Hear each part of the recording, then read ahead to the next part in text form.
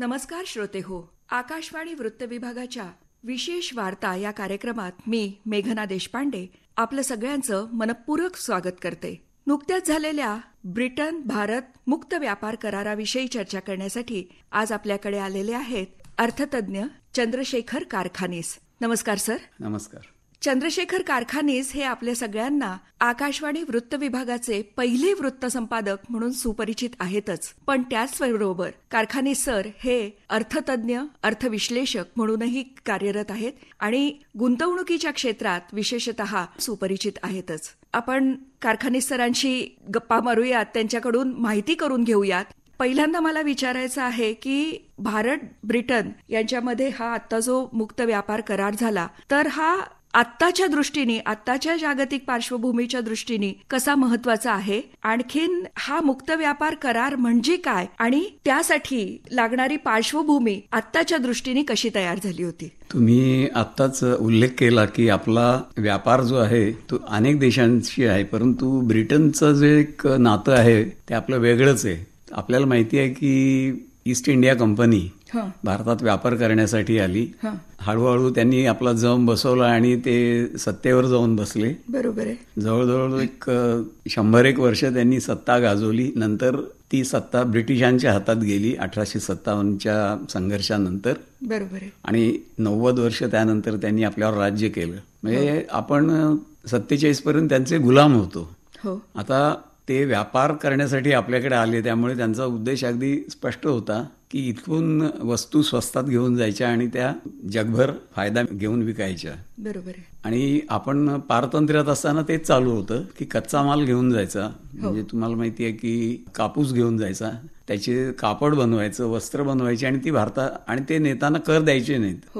परंतु त्याचं कापड झालं की ते परत भारतात पाठवायचं आणि ते मात्र कर लावून, म्हणजे एका दृष्टीने आपण जे म्हणतो ते लुटीचा कार्यक्रम भारताच्या चालू होता. आता स्वातंत्र्यानंतर परिस्थिती बदलत गेली आणि हळूहळू आपली जी आर्थिक प्रगती भारताची झालेली आहे आणि ह्या पूर्वीच्या काळातल्या ज्या सत्ता होत्या, म्हणजे ब्रिटन होती, फ्रान्स, स्पेन यांनी पण काही काही जगामध्ये बाहेरच्या देशात जाऊन राज्य केली.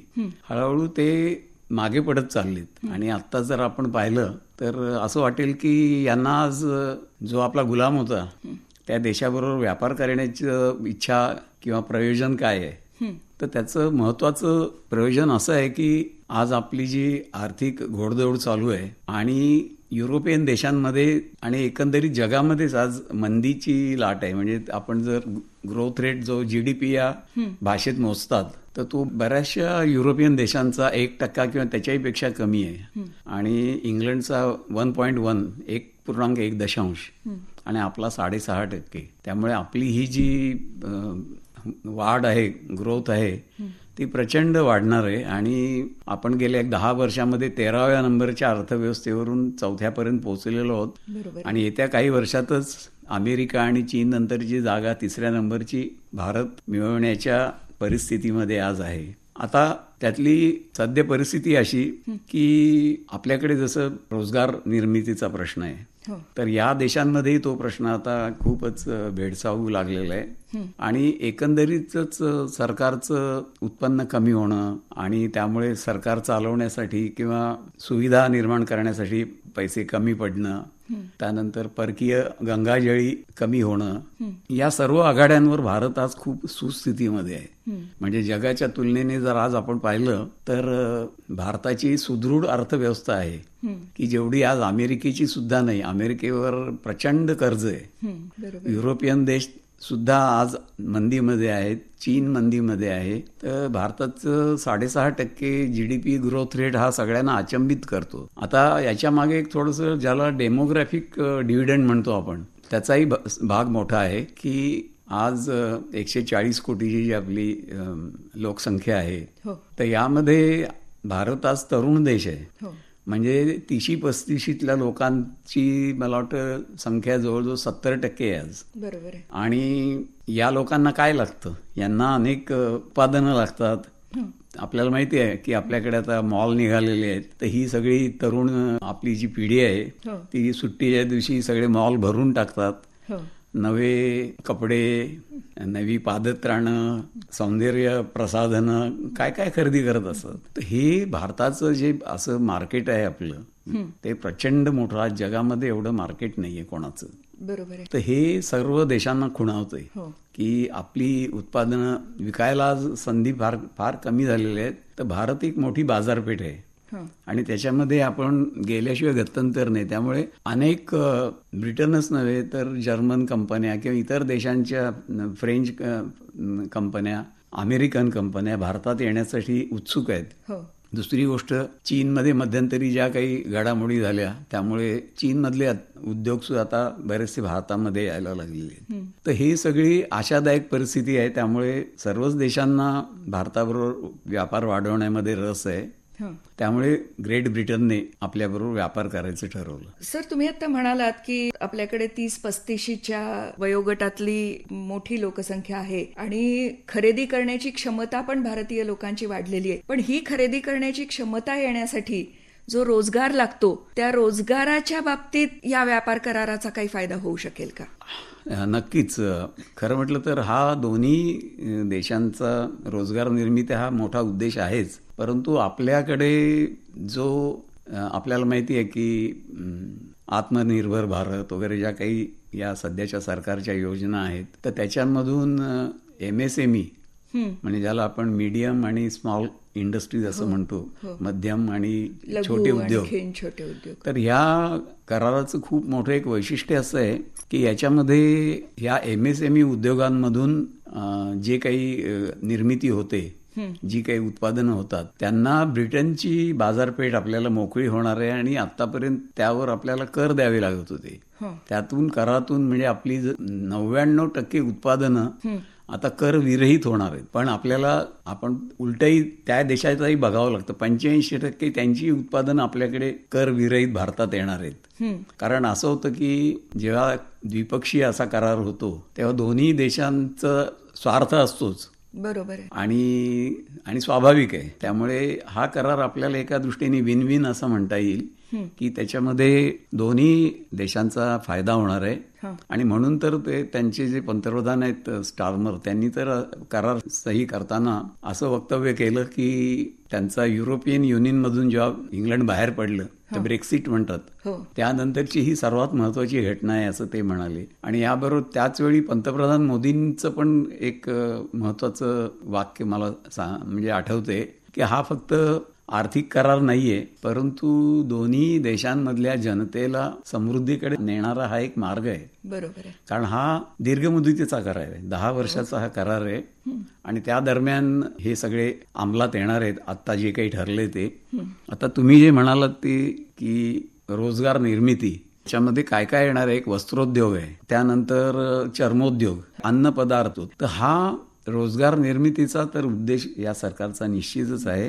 त्यानंतर खेळणी, क्रीडा, आता तुम्हाला ते स्पोर्ट्स गुड जे लागतात तर ती भारतामध्ये मोठ्या प्रमाणात तयार होतात. आपल्याला माहिती आहे क्रिकेट खेळतात, इंग्लंड, भारत एक क्रिकेट खेळणारा देश आहे. बॅट आपल्याकडे चांगले तयार होतात, पॅड्स आणि तत्सम वस्तू ज्या लागतात तर त्याचं आपल्याकडे चांगलं उत्पादन होतं. दागिने, तर हे सगळे छोट्या आणि मध्यम स्तरावर चालणं, याच्यामध्ये काही मोठमोठे कारखानदार याच्यात नसतं. बरोबर आहे. तर हा उद्देश जो आहे आपला तो त्याच्यामधून निश्चितच रोजगार निर्मितीला मोठ्या प्रमाणात चालना मिळेल. आणि यामध्ये महाराष्ट्रासाठी विशेष, महाराष्ट्रासाठी आता तुम्ही विषय काढल्यानंतर मला लगेच आठवलं, महाराष्ट्रातली 2 खाद्य उत्पादनं आपण जी म्हणतो कृषी विषयक, द्राक्ष आणि आंबे. बरोबर आहे. जगप्रसिद्ध आहेत. हापूस आंबा किंवा नाशिक किंवा सोलापूर या पुणे जिल्ह्यात सुद्धा होणारी द्राक्षे ही मोठ्या प्रमाणात निर्यात होतात. आणि आता मगाशी आपण म्हटल्याप्रमाणे मासळी, रेटच्या ह्याच्यामध्ये भाव जो आहे तो कर कमी झाल्यामुळे आपली उत्पादनं जास्त आकर्षक होतील ब्रिटनमधल्या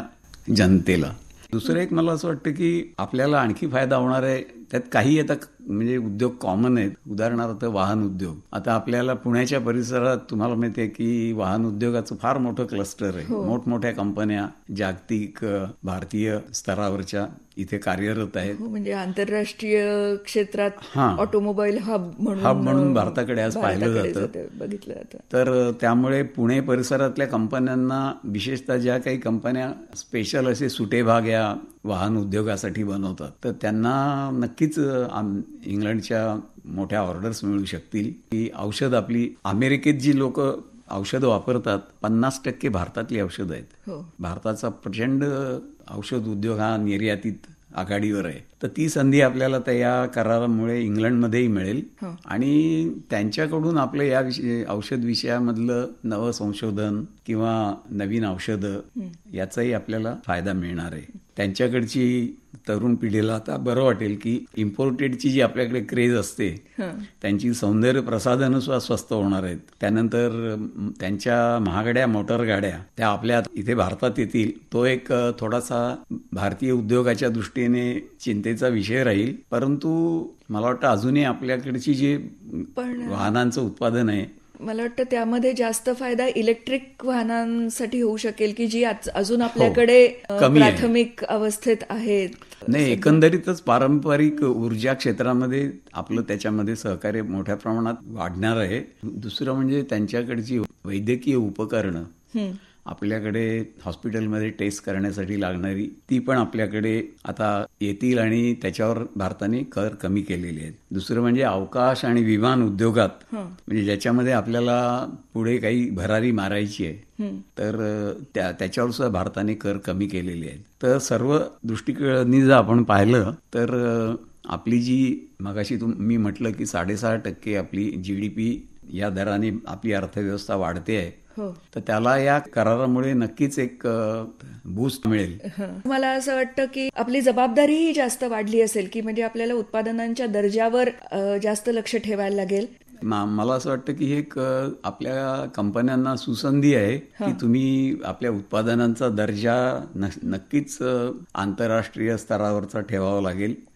पण मला असं वाटतं की तो काही फार अवघड असा विषय असं वाटत नाही. कारण मी जे मगाशी म्हटलं की आपली 50% औषधं अमेरिकन्स आपली भारतात तयार झालेली वापरतात आणि त्यांच्या क्वालिटी कंट्रोल त्यांचे एवढे निकष त्यांचे कडक आहेत की त्यांचे इन्स्पेक्टर येऊन या सगळ्या आपली उत्पादन प्रक्रिया आहे त्याच्यावर लक्ष ठेवतात. त्यामुळे इतर जे काय आपण गोष्टी निर्यात करणार आहोत तर त्यामध्ये सुद्धा मला काही मोठं चॅलेंज वाटत नाही. परंतु ही सत्य आहे की आंतरराष्ट्रीय दर्जाची उत्पादनं आपल्याला लोकांपुढे ठेवावी लागतील आणि त्यातून एक दुसरं आपल्याला असं होईल की हे जर ब्रिटनमध्ये लोकप्रिय झाली उत्पादनं तर त्याचा पुढचा असा आहे की इंग्लंड हे एक युरोपसाठीचं प्रवेशद्वार आपल्या उत्पादनांना होऊ शकतं आणि अशाच स्वरूपाचा करार कदाचित युरोपियन युनियनशी सुद्धा आपला होईल. तर त्या दृष्टीने दर्जा सांभाळणं ही निश्चितच भारतीय कंपन्यांची आणि मला असं वाटतं की भारत सरकारही त्यामध्ये आग्रही आहे.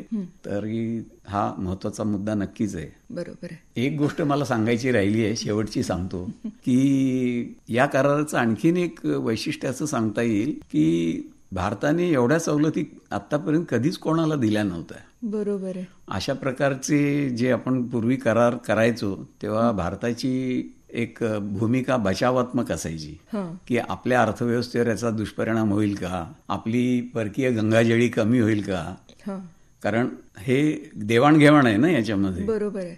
परंतु मला असं दिसतंय की प्रथमच भारत आत्मविश्वासपूर्वक एका आंतरराष्ट्रीय बाजारपेठेत उतरत आहे आणि हे जे धैर्य जे आहे ना ते उभरत्या भारताचं एक वैशिष्ट्य मानायला लागेल.